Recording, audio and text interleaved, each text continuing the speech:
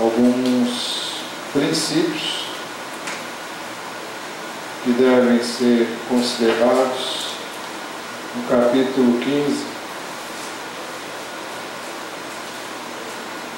Vamos ler os versos 23 até o 27.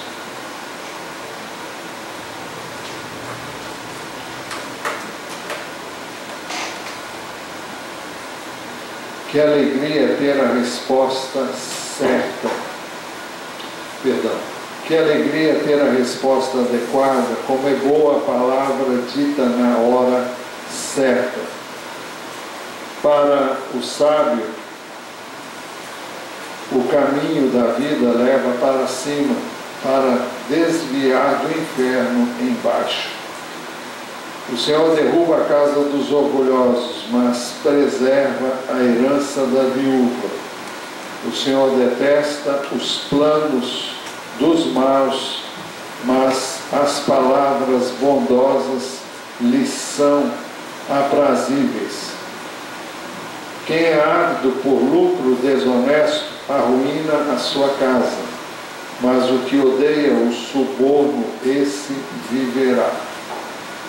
Nós temos vários princípios que poderiam ser vistos em detalhes, mas nós queremos destacar o 24.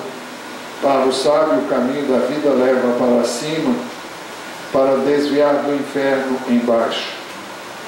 Nós devemos buscar o caminho que nos conduz à vida eterna e os princípios do reino e a vontade de Deus estabelecida dentro do contexto do reino. O texto diz que a casa dos orgulhosos é derrubada, mas que Deus preserva a herança da viúva. A viúva normalmente tem poucos recursos, mas Ele cuida dela e Ele preserva os seus bens. E o Senhor também detesta o plano dos maus, mas as palavras bondosas lhes são aprazíveis. Ou seja, se agirmos guiados e orientados pelo Espírito de Deus, nós vamos não só agradar a Deus, mas obter também o seu favor. E finalmente, quem é ávido por lucro desonesto arruína a sua casa, mas o que odeia o suborno, esse viverá. Nós devemos viver de maneira reta, justa, nossos negócios, nossos empreendimentos, nosso agir e proceder deve ser feito com retidão e justiça, porque é assim que nós podemos prosperar. Nós devemos ser fiéis na entrega de nossos dízimos e ofertas, sim, mas devemos também ganhar o nosso dinheiro honestamente e devemos administrá-lo com a graça e a sabedoria de Deus. Nós vamos dedicar ao Senhor agora o que você vai trazer daqui a pouco. Senhor, nós queremos em nome do Senhor agradecer a provisão do Senhor para cada uma das nossas necessidades. Agradecer-te pela tua fidelidade, pela tua bondade e pedir que o Senhor nos ajude a andar de conformidade com a tua palavra em todos os modos de ganharmos, de termos os nossos rendimentos. Possamos agir com lisura, com retidão, com verdade, com justiça, que possamos viver em santidade, que possamos viver de conformidade com a tua vontade, e que o Senhor seja glorificado em nós e em nosso procedimento. Pedimos que tu recebas o que será trazido e deixado aqui no teu altar, e que tu cumpras para com cada um o que tens prometido na tua palavra, para a tua única glória e louvor. Nós oramos no nome de Jesus. Então vamos ficar em pé e vamos cantar em louvor ao Senhor. Enquanto isso, você poderá trazer, se você tem, dízimos de ofertas.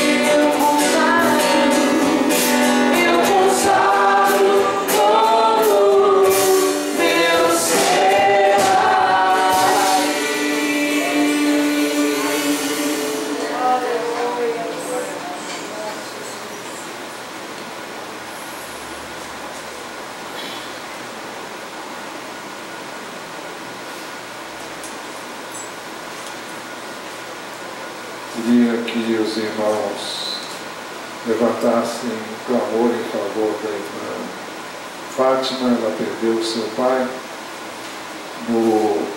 durante essa semana.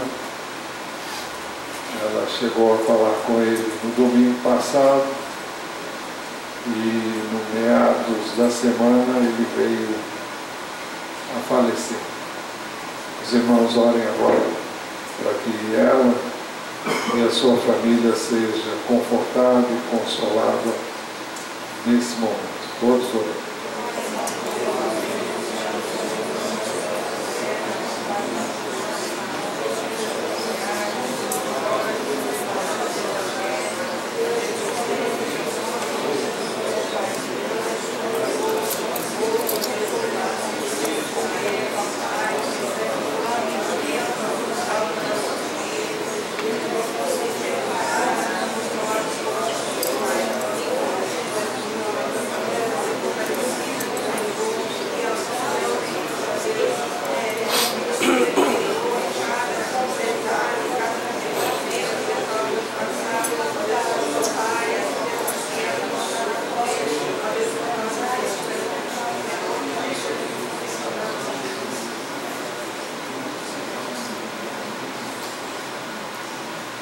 E agora eu queria que vocês orassem como sempre fazemos, cada um orando por si, orando por todos que aqui estamos, para que Deus nos fale e nos dê entendimento da sua vontade e traga a nós também não só conforto, mas segurança nele.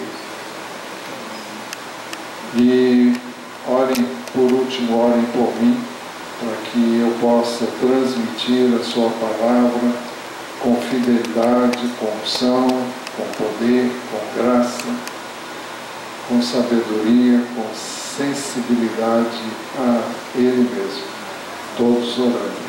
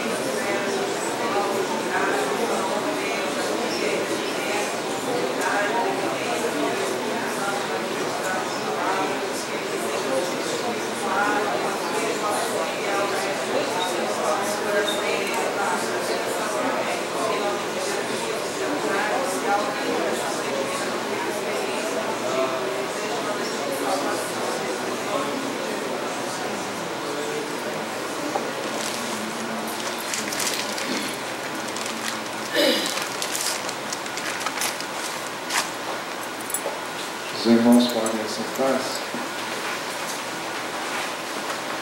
Queria que todos abrissem suas Bíblias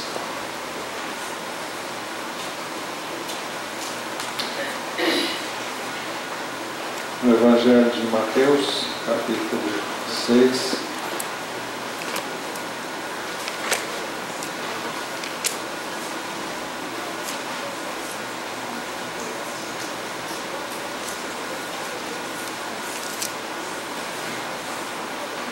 Versos 24 a 34.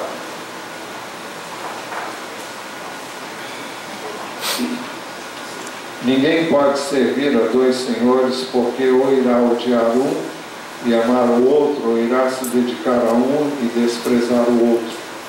Vocês não podem servir a Deus e às riquezas.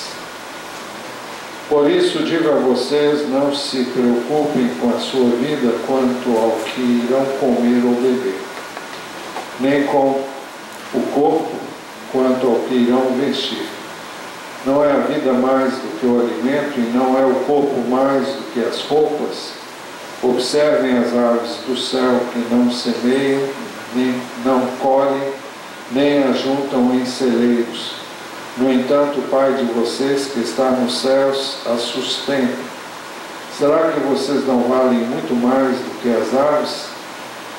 Quem de vocês, por mais que se preocupe, pode acrescentar um côvado ao curso da sua vida?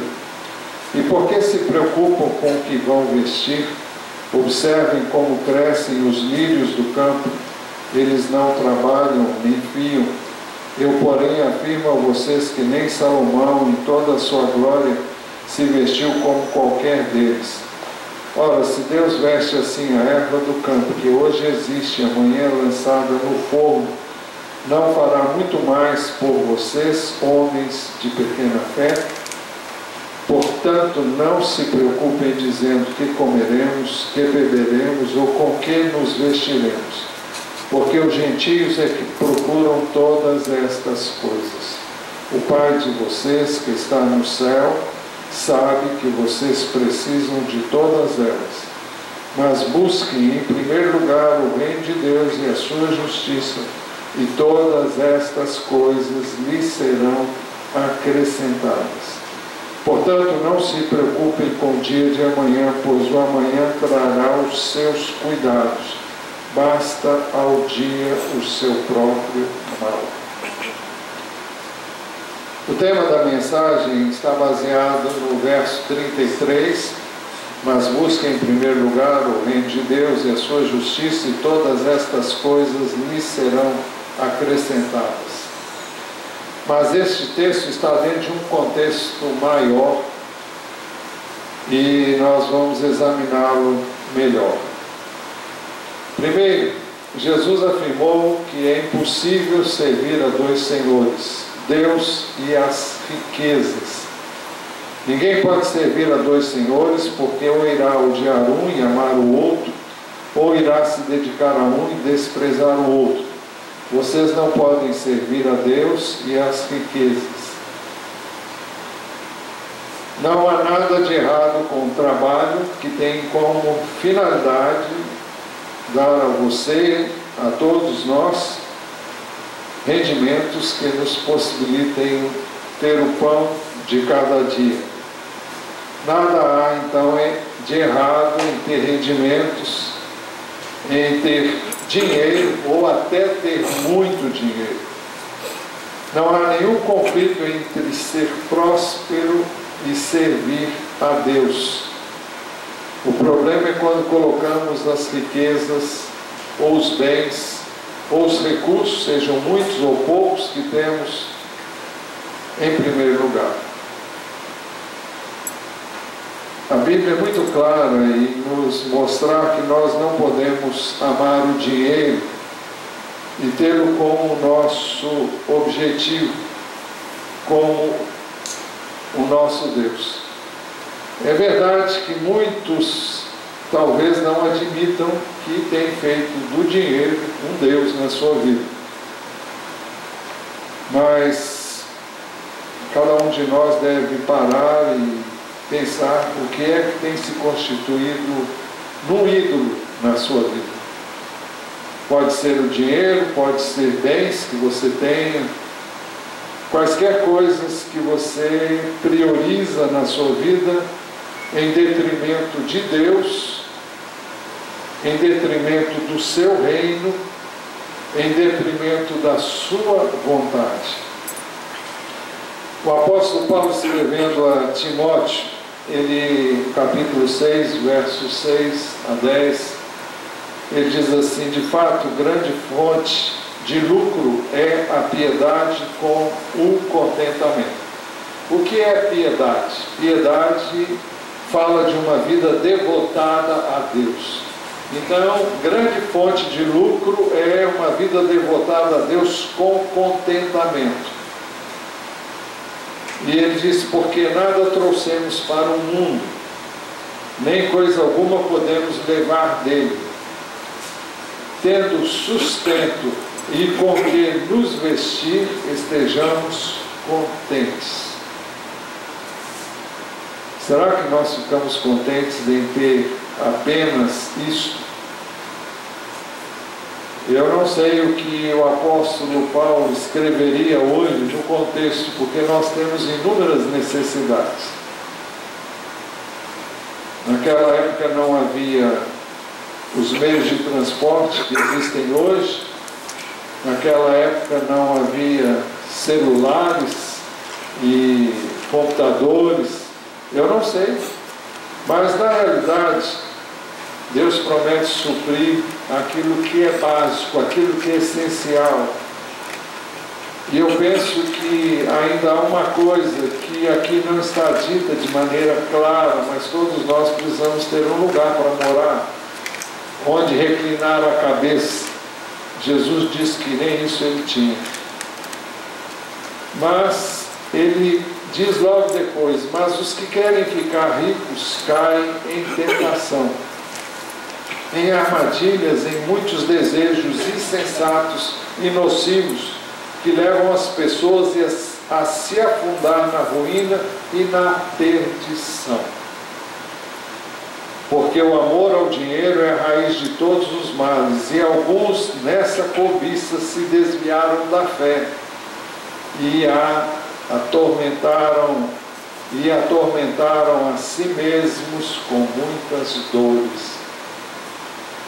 Se nós fizermos do dinheiro, se fizermos dele o alvo da nossa vida, eu quero ter muito dinheiro, eu quero ter mais dinheiro, eu preciso ter algo que me garanta, eu creio que o futuro, eu creio que todos nós devemos ser sensatos, devemos ser sábios, nenhum de nós deve viver de forma devemos esbanjar, nós devemos administrar bem os bens e os recursos que Deus nos dá, mas nós não podemos fazer disso o nosso alvo principal. Senão nós vamos viver em função de ter e ter e ter e ter. Eu espero no futuro, não muito distante, trazer para vocês um estudo sobre uma vida bem-sucedida. E ela fala, e este estudo é baseado num livro que eu li e que muitas igrejas têm adotado até na escola bíblica dominical e têm levado a igreja a estudar esses livros, inclusive nas células, esse livro. E todos os que quiserem poderão adquirir, custa em torno de 30 a 40 reais, dependendo do lugar onde você for comprar. Mas ele mostra a razão por que Deus nos dá bens, por que Deus nos dá recursos. E não é para a gente ficar olhando para eles, namorando esses bens e realmente fazendo deles ídolos, ou mesmo bens que nós venhamos a ter, colocando neles os nossos olhos e fazendo deles a coisa principal. Qualquer coisa que ocupe o lugar de Deus é idolatria e é um mal, e Jesus está dizendo que eu e você não podemos servir a Deus e as riquezas. Na realidade o texto fala não podemos servir a Deus e a Mamon. O que é Mamon? Mamon é o Deus das riquezas. É uma figura mitológica, mas que realmente explica uma dualidade que não pode existir. Também nós não podemos amar o sistema deste mundo que nos faz inimigos de Deus. O amor ao sistema deste mundo nos faz inimigos de Deus. Tiago diz: de onde procedem as guerras, as brigas que há entre vocês? De onde, senão dos prazeres que estão em conflito dentro de vocês? Vocês cobiçam e nada têm, matam e sentem inveja, mas nada podem obter. Vivem a lutar e a fazer guerras, nada têm porque não pedem. Pedem e não recebem, porque pedem mal, para esbanjarem em seus prazeres. gente infiel, vocês não sabem que a amizade do mundo é inimizade contra Deus? Aquele, pois, que quiser ser amigo do mundo, se torna inimigo de Deus. Ou vocês pensam que em vão que a Escritura diz, é com ciúme que por nós anseia o Espírito que Ele fez habitar em nós? É uma linguagem bem forte, falando do anseio que Deus tem, que o Espírito de Deus tem, de ter primazia em nossa vida. Ele quer ter o primeiro lugar, Ele quer ser o centro, Ele quer ser a principal razão da nossa existência. E é uma escolha consciente, é uma escolha que nós fazemos quando conhecemos a Deus, conhecemos quem Ele é, o quanto Ele nos ama. E é interessante pensar também no fato de que Deus não se torna melhor comigo, ou por algo que eu faça, ou porque eu faço as coisas certas ou erradas. Se eu peco ou se deixo de pecar, Deus não é afetado por isso. Ele continua sendo Deus, Ele continua sendo o que Ele é. Isso não diminui, isso não o afeta de forma alguma. Quem é afetado por estas coisas sou eu. Mas o texto fala claramente que, não obstante ser Deus, Ele tem anseio por nós. Ele deseja estar conosco e que nós estejamos com Ele. Mas ninguém é obrigado a buscar Deus dessa maneira, colocá-lo no centro, a colocá-lo como a pessoa mais importante. Mas Ele deseja isso, Ele quer isso. Eu diria que Ele requer isso de mim e de você. Seria por quê? Por mero capricho de Deus? Eu não sei o que vocês pensam, mas normalmente nós pais amamos os filhos e queremos o melhor para eles. E quando nós pensamos neles, nós queremos, sobretudo, que eles façam exatamente aquilo que a gente diz para eles fazerem, na persuasão, de acordo com o entendimento que Deus nos dá de que aquilo vai ser o melhor para eles. E quando Deus diz que anseia por nós e que Ele quer que nós demos a Ele a primazia, o primeiro lugar, o lugar de excelência, que nós o busquemos como o nosso alvo principal, o nosso alvo maior, quando Ele afirma que a nossa vida deve girar em torno dEle, o que Ele ganha com isso? De você Ele não ganha nada, mas você ganha muito. E Ele ama você e a mim de tal maneira que Ele deseja que, através dessa busca que Ele requer que você faça dEle, de colocá-lo no lugar principal na sua vida, você seja abençoado. E o que Ele quer te abençoar. Ele não pode negar-se a si mesmo. Ele é bom, Ele é amor. A essência de Deus é amor. E Ele deseja dar esse amor. Mas para isso é preciso que nós o coloquemos no lugar em que Ele deve ter em nossas vidas, não por capricho, mas para nos beneficiar. E muitas vezes nós não entendemos esse amor e achamos que podemos dirigir a nossa vida, fazer o que achamos que queremos e gostamos. E nós nos damos sempre mal quando escolhemos esse caminho. não é o caminho que ele queria, não é o plano que ele tinha.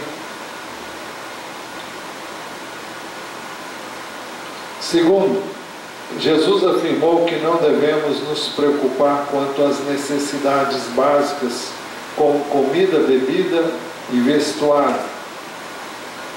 Por isso digo a vocês, não se preocupem com a sua vida, quanto ao que irão comer ou beber, nem com o corpo, quanto ao que irão vestir.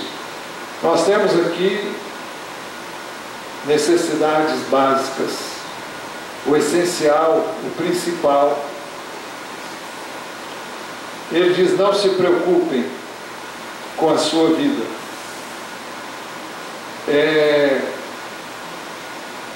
É possível traduzir também, não se distraiam. O sentido é não se distraiam buscando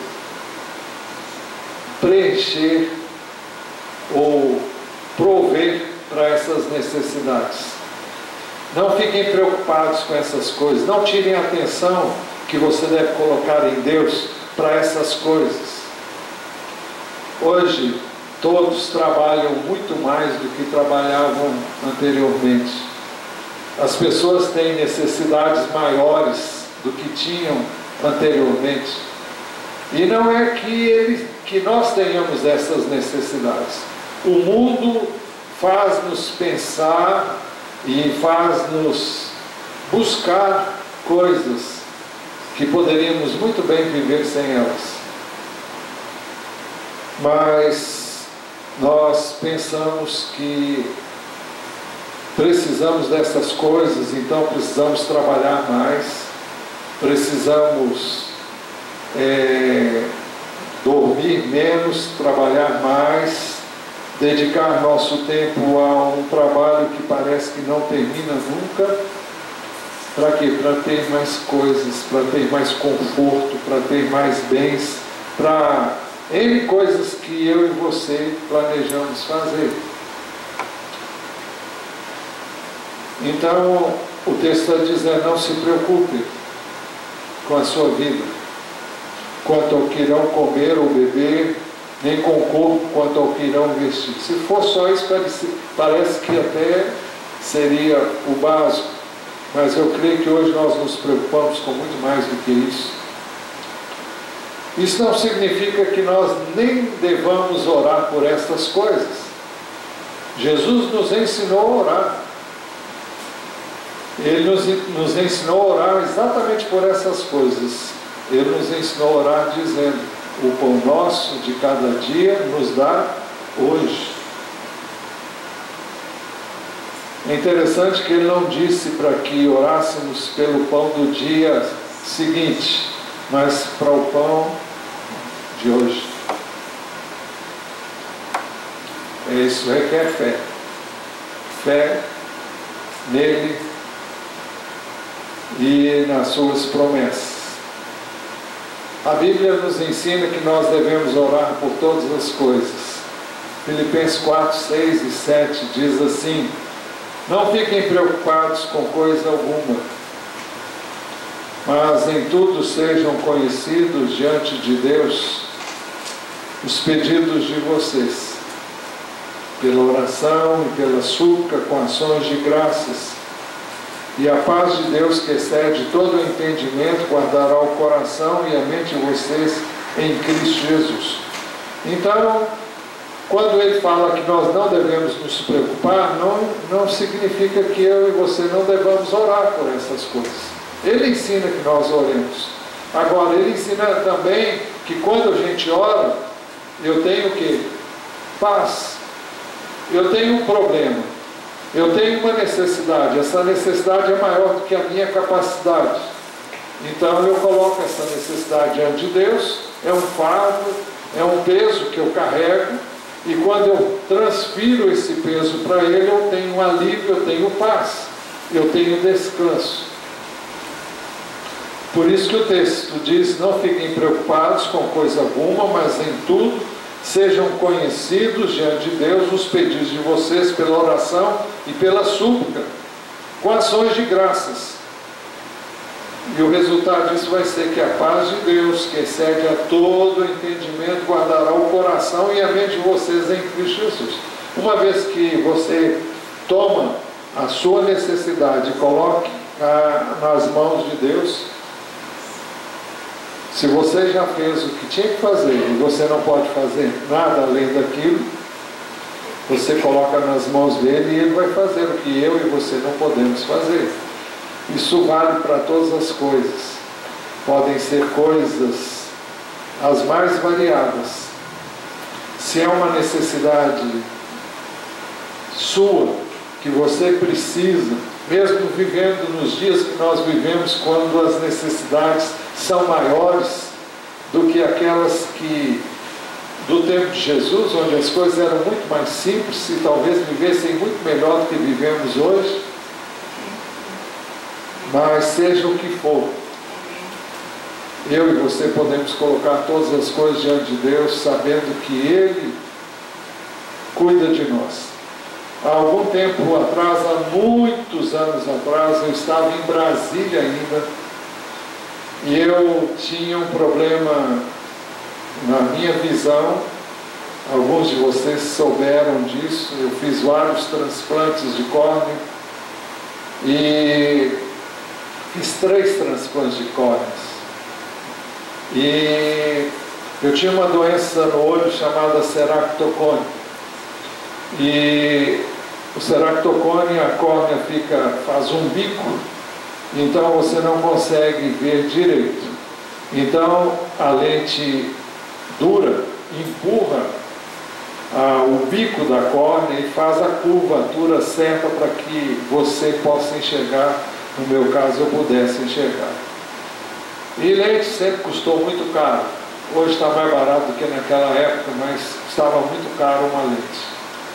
E eu lembro que um pouco antes de ir para a igreja, eu estava muito correndo e eu fui trocar a lente ou lavar a lente, e quando eu pus a lente, ela caiu e eu não consegui achá-la em lugar nenhum. E eu então orei, pedi a Deus que me...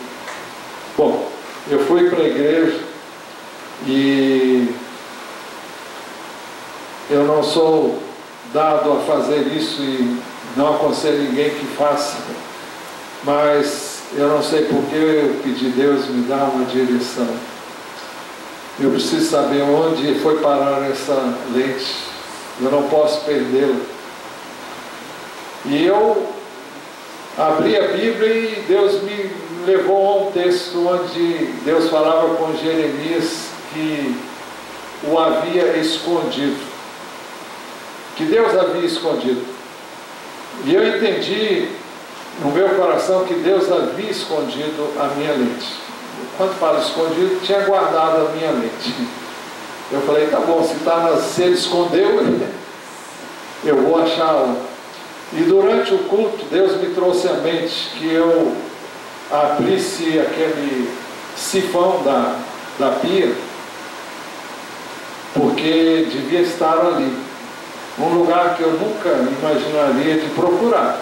Cheguei em casa, a primeira coisa que eu fiz foi desenroscar o sifão, tirei a tampa, a lente estava lá bonitinha, brilhando, tirei, lavei e coloquei ela no olho outra vez. Então Deus atende às nossas orações, mesmo quando seja uma coisa pequena, até uma agulha que você perde, você pode pedir a Deus. Então Deus tem interesse em suprir isso.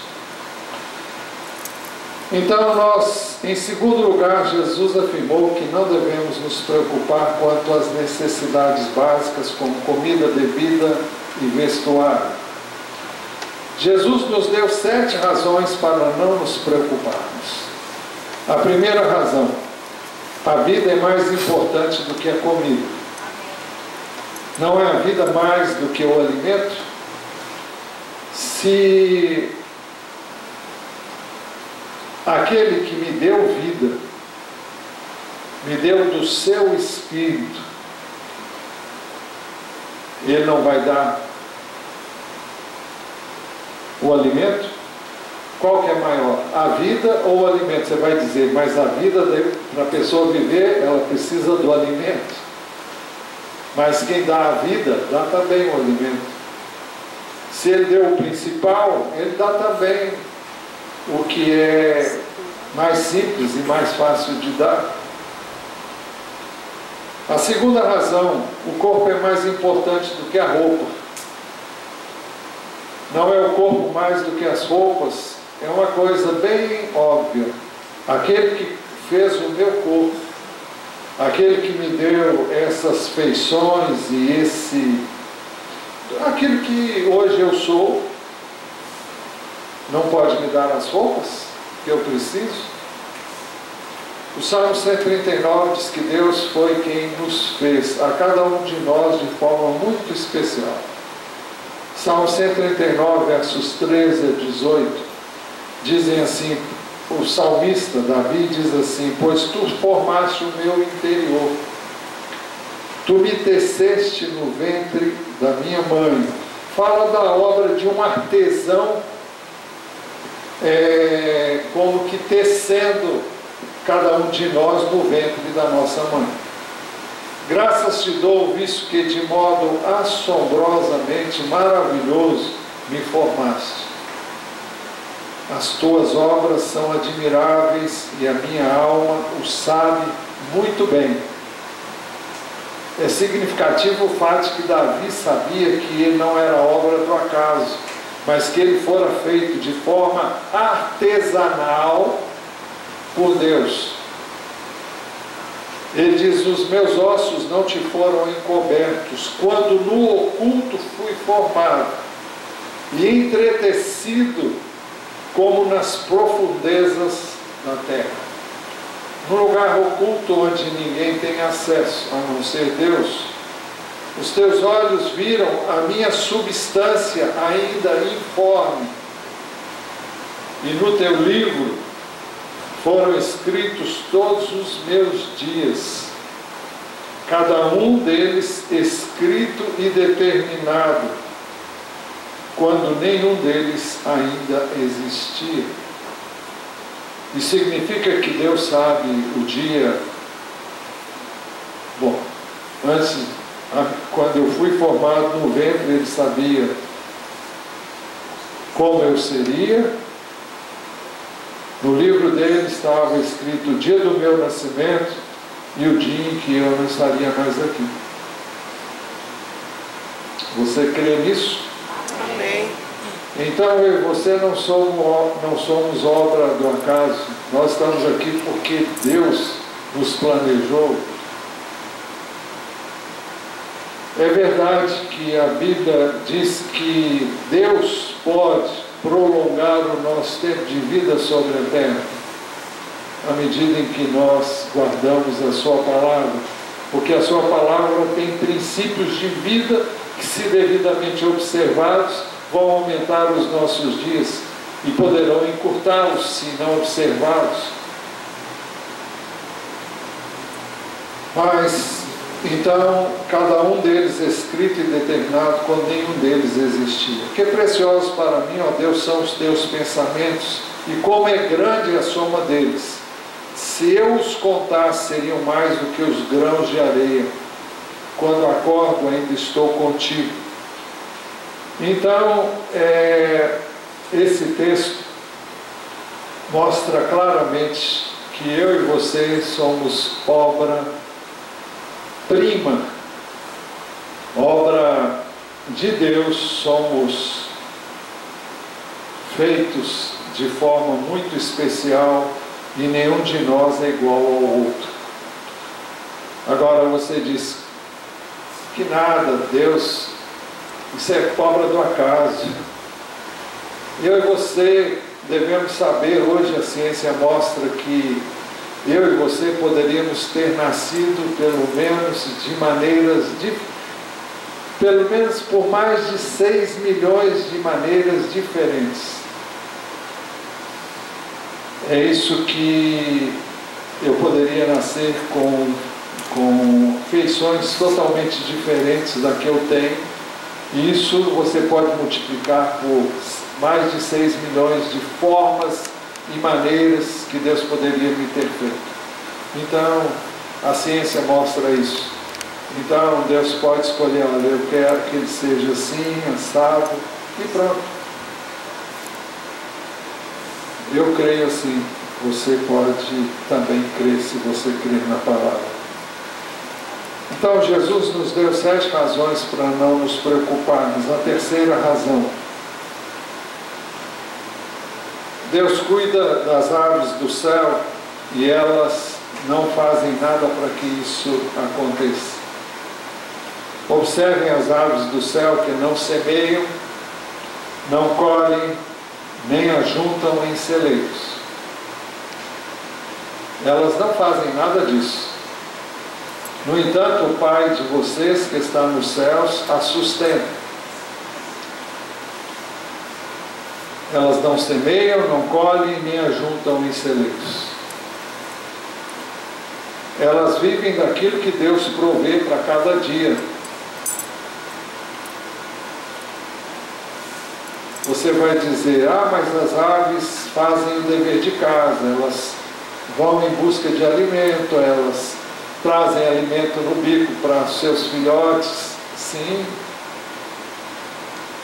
No entanto, o sustento delas vem de Deus. Se Deus não as sustentar, elas não serão sustentadas. É Deus que provê o alimento, os meios que elas, tudo que uma ave precisa para sobreviver. A quarta razão: você e eu valemos muito mais do que as aves. Será que vocês não valem muito mais do que as aves? Se Ele sustenta as aves e elas não fazem nada para terem esse sustento, será que eu e você não valemos mais do que as aves dos céus? O Salmo 127, 1 e 2 diz assim: se o Senhor não edificar a casa, em vão trabalham os que a edificam. Se o Senhor não guardar a cidade, em vão vigia a sentinela. Então observe o seguinte: se o Senhor não edificar a casa, em vão trabalham os que edificam. O texto não está dizendo que não é necessário edificar uma casa. É preciso edificar. Se eu quero uma casa, eu tenho que construí-la ou pagar para alguém construir essa casa, ou comprar de quem já fez isso. Mas o texto deixa claro que se o Senhor não estiver nesse negócio, então não vai adiantar nada eu edificar. Não vai adiantar nada eu comprar, eu querer comprar. Se o Senhor não estiver na frente de cada situação, então eu não poderei levá-la a bom termo. Se o Senhor não guardar a cidade, em vão vigia a sentinela. Então para que ter guarda? Para que ter policiamento? Bom, eu e você devemos fazer isso. E eu creio que todo mundo tem um cuidado de quando dorme verificar se a porta está trancada. Você faz isso? Quantos fazem aqui? Eu faço sempre. Mas a chave já dormiu algumas vezes do lado de fora. Na minha casa já. E aí?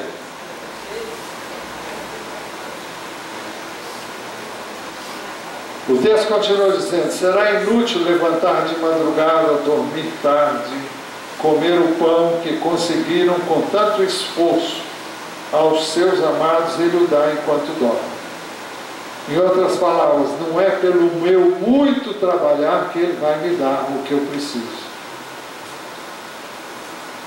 Ele quer que eu e você durmamos bem, porque o sono é necessário.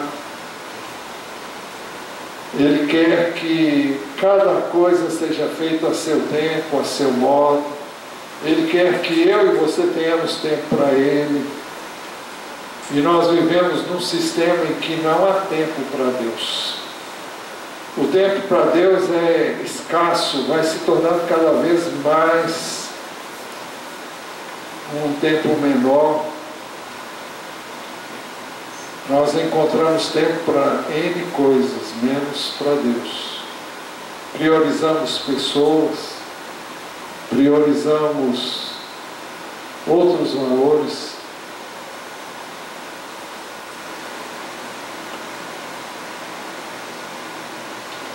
Será inútil levantar de madrugada, dormir tarde, comer o pão que conseguiram com tanto esforço. Aos seus amados ele o dá enquanto dorme.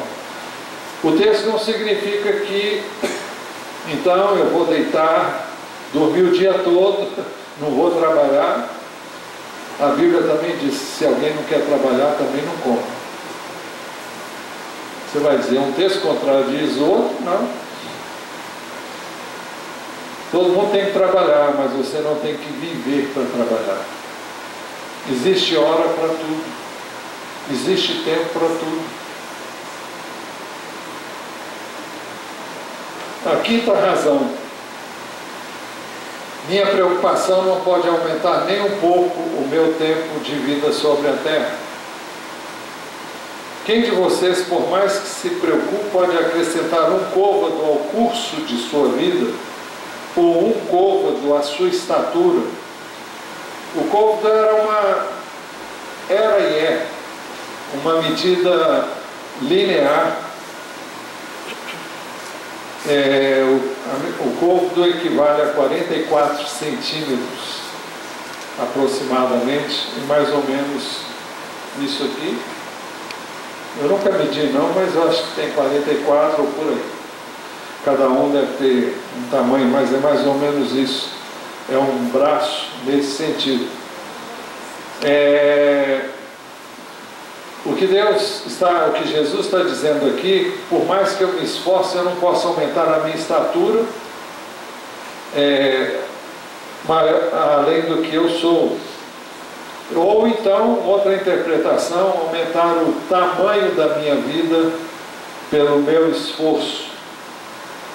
Quem de vocês, por mais que se preocupe, pode acrescentar um côvado ao curso da sua vida? Eu não tenho domínio sobre a minha vida.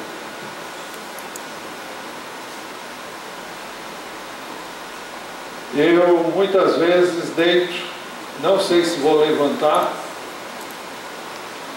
Muitas vezes eu saio para fazer uma atividade, eu não sei se vou voltar. Você sabe? A gente pensa que sabe que vai voltar, mas na realidade nenhum de nós sabe. Nenhum de nós sabe quando ele vai dizer, olha, é agora, é hoje. Seu tempo terminou. Quem sabe quando vai ser? Ninguém, só Ele.